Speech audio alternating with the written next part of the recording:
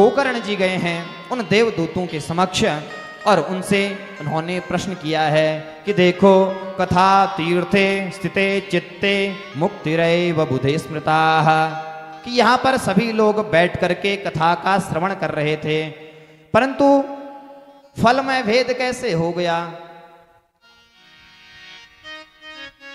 केवल और केवल धुंधुकारी के लिए आप विमान लेकर के आए। यहाँ पे श्रोता हजारों पड़े हैं, सब बैठ करके उन्होंने श्रवण किया है। ये इस बात को सावधान होकर के सुनिएगा। सुनने का क्या फल होता है, सुना कैसे जाता है, इस चीज को आप भली भांति सावधान होकर के श्रवण करिए। ये गोकर्ण जी ने हम सभी को निमित्त बना करके प्रश्न किया है कि ऐसे क्यों हो गया, श्रवण में भेद क्यों हो गया, क्योंकि सभी ने बैठ करके कथा का श्रवण किया है। तो आज देवदूतों ने कहा है, श्रवणस्य विभेदेन फलभेदोऽत्र संस्थितः, श्रवणं तु कृतं सर्वैः न तथा मननं कृतं।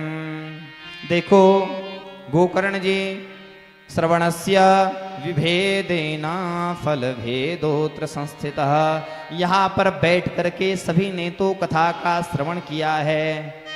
श्रवणम तु कृतं सर्वं न तथा मननं कृतं। देखो, श्रवण करना सबसे बड़ा धर्म नहीं है, सुन तो सभी लेते हैं। कोई गाली सुनता है, कोई किसी की निंदा सुनता है, कोई भगवान का कीर्तन सुनता है, कोई कथा को सुनता है, परंतु सबसे बड़ा श्रवण का महत्व क्या है?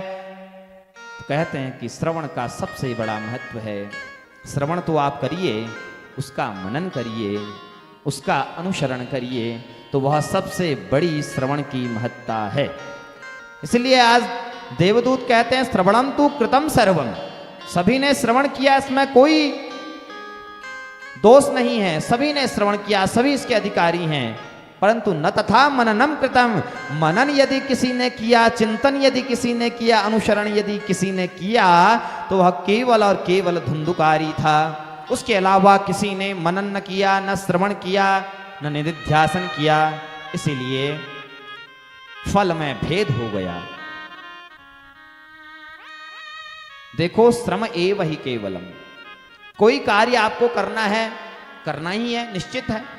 दिनचर्या आप करते हैं, सुबह आपको उठना ही है, गौशाला आपने जाना ही है, उसके बाद भैंसादि का दोहन आपने करना ही है।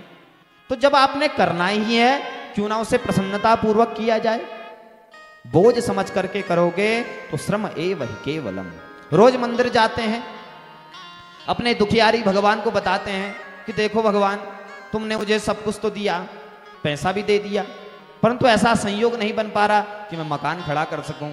अब जिसको मकान मिल गया, उसका दूसरा प्रश्न उठा कि मुझे सुंदर, एक सुशीला, गुणवती, रूपवान भार्या चाहिए। जब उसे वो भी मिल गई तो उसने प्रश्न किया, अब मुझे किसी संतान की प्राप्ति नहीं हो रही है।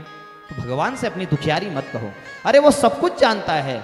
जैसे आपके पिता ने आपको स्कूल भेजने से पहले आपके लिए सब कुछ व्यवस्था उसने कर दी है, 1-2 में पढ़ने तक नहीं, उस पिता ने आपके लिए उच्च स्तरीय शिक्षा तक उसने आपके लिए सब कुछ व्यवस्था कर दी है।